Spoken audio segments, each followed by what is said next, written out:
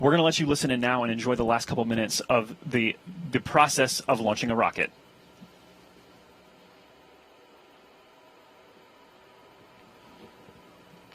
One minute 59. Vehicle internal. 1 minute 55. Launch sequencer start. 1 minute 50. Securing Centaur Leech 2. Securing Centaur LO2. So there we heard the fueling is 1 wrapping minute up. 40. Yep, fueling is wrapping Launch up. enabled. Team is gone. Launch enable's 137. done. Launch conductor sequence is ready to go. They're getting ready to turn the vehicle over to auto FCS sequence at T-minus 31 seconds. So that's a big thing that they're getting done here. At T-minus 25 seconds, we will hear the team give their final goes that everything is ready and 1 the minute launch 20. vehicle is ready to lift off and OCU perform armed. this mission. SCS count 1 started. minute 15. Produce CCS for launch. Roger. 1 minute 10. Then valves locked.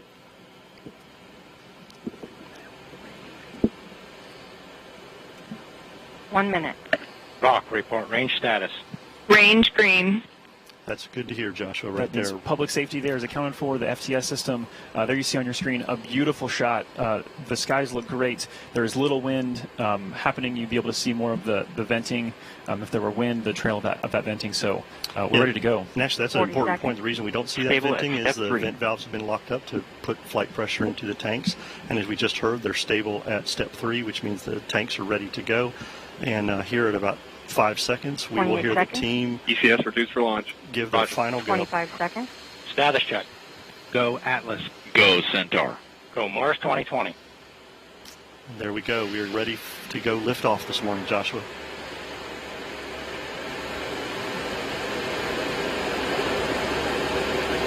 Eight, 7, 6, 5, Five. 4. Engine ignition. 2, 1, 0. Release. And liftoff. As the countdown to Mars continues, the perseverance of humanity launching the next generation of robotic explorers to the Red Planet.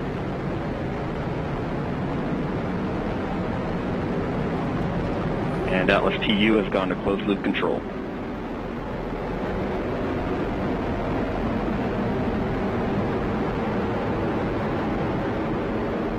Coming up on 30 seconds into flight, the RD-180 is throttling down as expected. Engine response looks good. And Mach 1 Atlas V is now supersonic.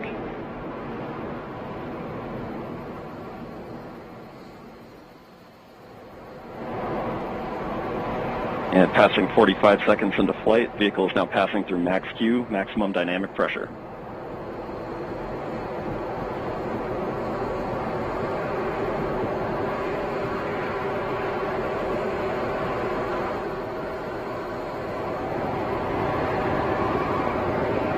And passing 1 minute into flight, the RD-180 is throttling back up as expected. Engine response looks good. At this time in flight, the SRB chamber pressures remain nominal. The RD-180 pump speed and fuel injector pressures are responding well to demands on the engine. Standing by for SRB burnout shortly.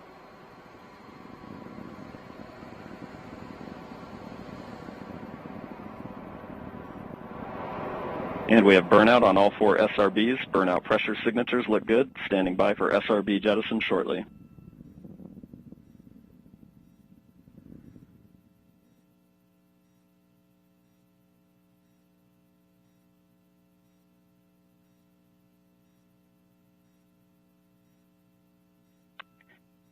And we have a good indication of SRB jettison of all 4 SRBs. And the vehicle has gone to closed loop guidance. Vehicle body rates are responding nominally at this time.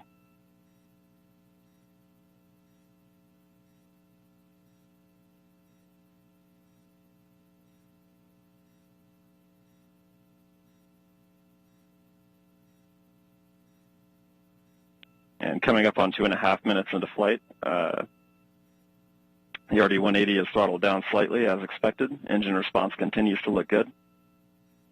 At this time, the vehicle is 50 miles in altitude, 85 miles downrange, traveling at 6,000 miles per hour.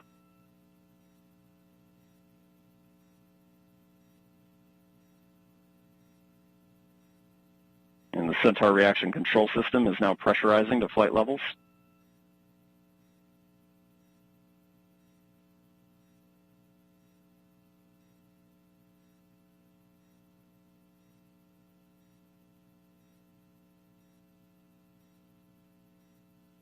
And just past 3 minutes into flight, the RD-180 is now throttling to maintain a constant 2.5 G acceleration limit for payload fairing jettison.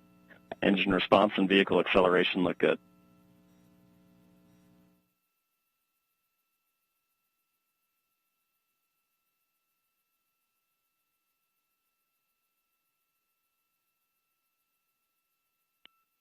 And we have good indication of payload fairing jettison and Centaur forward load reactor deck jettison.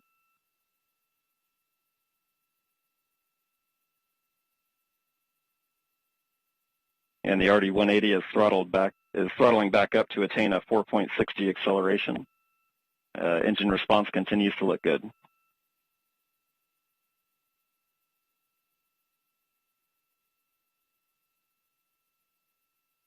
And Centaur has begun the boost phase chill down sequence to thermally condition the RL-10 for operation. Standing by for BECO shortly.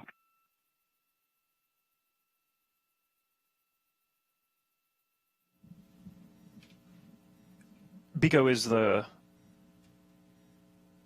call for booster engine. And we have BECO, booster engine cutoff, standing by for stage separation.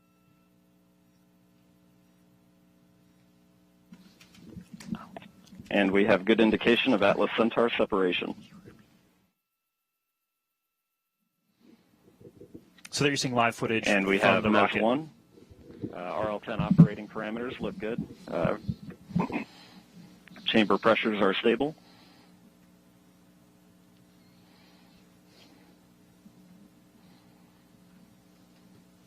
This will be the first of 2 burns for today's mission. This first burn will be approximately 7 minutes in length.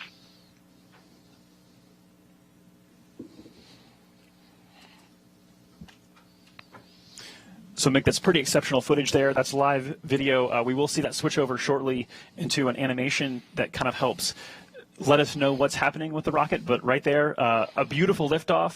Fun to feel that rumble in the building here as we proceed towards orbit and then towards Mars destination. Yeah, absolutely. It was great watching an on-time liftoff of the Atlas V with that little over 2 million pounds of thrust. Cleared the tower in roughly 5 seconds. Josh, you and I worked the InSight mission, and if you recall, that mission on the West Coast took about 17 seconds to get past tower. So with those 4 solids today, this thing really got out of here and on its way. It's, as we hear from Jesse, everything's looking nominal, and all vehicle parameters are within the design limits, and we're getting ready to come up on a main engine start for that first burn that Jesse was talking about. Yeah, so recapping this countdown to Mars, the stations began to be filled up this morning just after midnight. Preparations, fuelings, powering up, all the way through that liftoff that happened. I think, Mick, it wasn't precisely on time. I think you said it was like 10 milliseconds early. So it's pretty much dead on. Yeah, dead on. This team does a great job. As I said, they're very focused, very disciplined. As Tori also said, courageous. They have done a lot of work to get us to this point today through this pandemic, changed how they did some of their work, made adjustments as needed, a lot of cleaning, a lot of things, a lot of wearing their face masks, doing all kinds of things. And so this is an exciting time, not only for the JPL team in Mars 2020, but everybody that's worked this mission and for the country and the agency. So this is exciting to see. We still have a long way to go, Joshua, before spacecraft separation. Yeah, we had a really quiet countdown today, which is phenomenal, that we got off the ground on time. And we are proceeding now that we are in the middle of the first burn. It's tough to make out, but that engine is lit and it's firing. So we are in motion. There you go. There's that animation we talked about. The telemetry there as we switch to a TDRS compatible data format. TDRS. Overall telemetry quality is very good. The space tracking system. So there you go. This is not an actual video, but this is an animation that's driven by real data. So although we're not actually seeing the engine on screen right now, we can see that the engine is lit, and that is driven by the data that says that the engine is truly lit and we're in this burn. Yeah, the launch vehicle continues to send telemetry to the launch team via the TDRS network, as you mentioned, and that allows them to continue to watch what's going on and make sure all their sequence of events meet their timeline. We we continue on a nominal flight this morning. This first burn, as we heard earlier, will be about 6 minutes. This will get us into that park orbit around Earth, allow us to get on our way, and then get into that approximately 30-minute coast period that we're going to have. 8 minutes into flight, beginning to see the Centaur PU system balance out mass errors, seeing very stable body rates in the Centaur. So we've mentioned 5 teams at play, and although if you were watching, hopefully you got a chance to see this in person, if not on camera, it's easy to kind of say, oh, it's over, like job done, but all 5 of these teams still very much engaged, still very much focused, because there's a lot of work ahead as we proceed through this first burn, and then a coast phase, like you mentioned, Mick, and then a second burn, and then spacecraft separation and the acquisition of signal from Mars 2020. So a lot more coming up here. Mick, I know for Launch Services Program, you guys manage the launch. So what does that mean? I mean, this is you guys' work in action right now. By the way, that's the 5th team that we didn't get to mention. We talked about JPL, we talked about DOE, we talked about United States Space Force, and United Launch Alliance. LSP, we are like the brokers to select this launch vehicle and help with manage this mission. So we get our spacecraft customer, the JPL folks, they come to us. They have some certain requirements that they need for this mission. The Launch Services Program made up of engineers and flight analysis folks, and they look at everything, they help define those requirements, and then we go out and procure a vehicle from a commercial partner. In this case, it was the Atlas 541 for the Mars 2020 mission that was needed for performance, right? As you and I have talked over the last several days, Josh, one of the things that was important for us to look at was that performance, to be able to get Mars 2020 onto that transfer orbit into solar orbit to intercept Mars in 7 months. It's kind of analogous to a football game, right? With a quarterback trying to throw a pass downfield. You need a quarterback with a lot of performance who can get that ball down there where it needs to be, so the receiver can intercept that. In our case, 7 months later. There you go. Yeah, it's the longest football pass ever. The Earth is the quarterback. The Atlas is the quarterback's arm. Perseverance is the football, and Mars is the receiver. That's exactly right. And what we also talked about is that technically, you could launch to Mars at any time if you had a rocket that was powerful enough. But this is the launch period every 26 months or so, as we've talked about, that makes the most sense because you require the least amount of energy to get to Mars, because it takes a lot to get there. Obviously, like the Atlas 541 is a workhorse. Yeah, as Tori said, it's their Dominator. Right? There you go. I love that name for the Atlas 541. But we heard Jim Bridenstine, our NASA administrator, tell us that if we didn't make this launch period, we would be down for roughly 26 months. It's right? tough. So the period started July 17th and goes to August 15th. Today, July 30th, was one of those launch opportunities that we had. We had a 2-hour window, and within that window, we had several opportunities. 25, actually. Yeah. 25 opportunities. And we launched at the beginning of the window on our first opportunity to get Mars 2020 going on its way. And that, that sounds like a lot, and it is. The flight analysis group, both at JPL, LSP, and ULA, did a lot of work to pick out those target sets and figure out where we needed to be. So they've done a great job, and we'll see how this mission continues. So, Mick, tell us about the 2 burns required here, and we're actually coming up on the end of the first one. Ultimately, a lot of people probably, and myself included at some point, just like, why wouldn't you just keep firing the engines? Just fire all the way through and get to Mars in one shot. So the first burn gets us into that park orbit we talked about. We've lifted off, we've left Earth, we've got into a park orbit around Earth right now. And while we're in that park orbit, we will perform some maneuvers to kind of roll Mars Perseverance and the Centaur and coast during that time, basically setting itself up looking at the sun and away from the sun to control the thermal environments that are on Mars 2020 during this coast period. That coast period will allow us to coast around into the position that we need so that we can have that second firing to get the velocity needed to head off into Mars. Yes, and we will be back for that second burn in just under 30 minutes now. But for now, there's more to learn about this mission and all the amazing science that's involved. Daryl, back to you.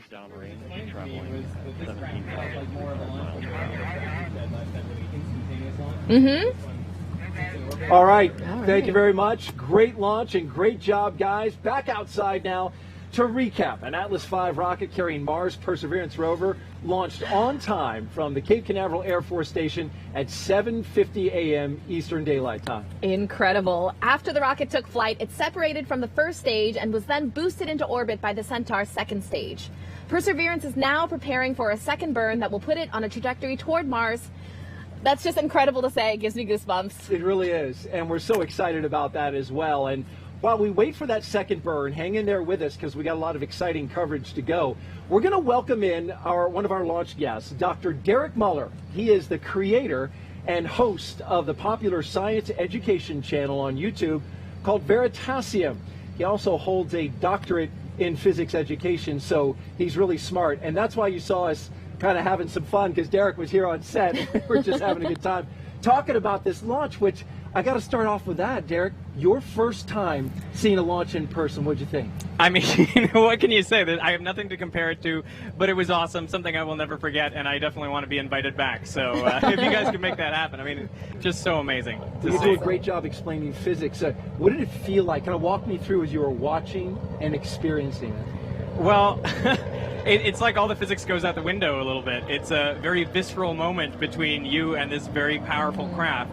I think it's just amazing, all the, the engineering that goes into making something that's that powerful and yet that controlled, Yeah. and to witness that is phenomenal. And then to feel the rumble of all that sound as it hits you, I found it an incredibly emotional experience. It's almost unbelievable to, see it taking off. It's very surreal, that's for sure. Nice. Fantastic. What excites you the most about the Perseverance rover? Well, the Perseverance rover is going to do a lot of great science. So I'm excited, for example, that it's going to cache samples that we're going to bring back. Super excited that we're actually going to have samples from Mars in our hands. And I think that may clinch whether we can see that life is actually there. But I'm also super excited about Ingenuity, about the helicopter, which I got to visit out at JPL before it was strapped to the underbelly of the rover. And to think about flying a rotorcraft in, another world, essentially, in a place that only has 1/100th the Earth's atmosphere, it seems audacious, and I am impressed and amazed, and I can't wait to see if it works. I'm cautiously optimistic. I think the team is phenomenal. And you did, in fact, a YouTube story on it, a piece on your channel, and did a fantastic job going to JPL. I did, yeah, and I was just so lucky that it was like there, a meter or two away from me on the other side of a door in a clean room, and that was, one of the great moments neat. of my life. Yeah, That thing's going to Mars. exactly. Yeah, and it weighs like about as much as my laptop.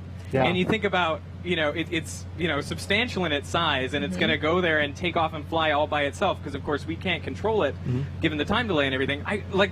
That is, I just think, one of the pinnacles of human engineering. Yes, absolutely. Now, this is going to do some big science as well. What are your thoughts on the search for ancient microbial life on another planet, Mars?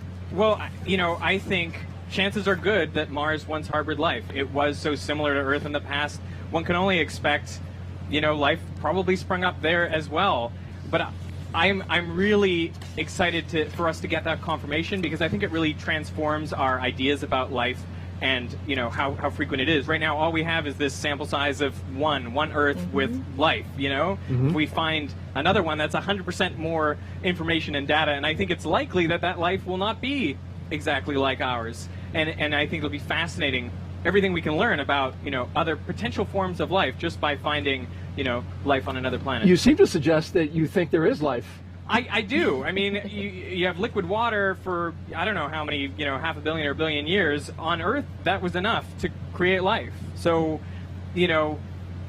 the guess is that's not a unique thing, right? I mean, the scientific hypothesis is you run that enough times, it's bound to lead to life again in other circumstances. Dr. Derek Muller, we really appreciate you being here, YouTube creator with the channel Veritasium.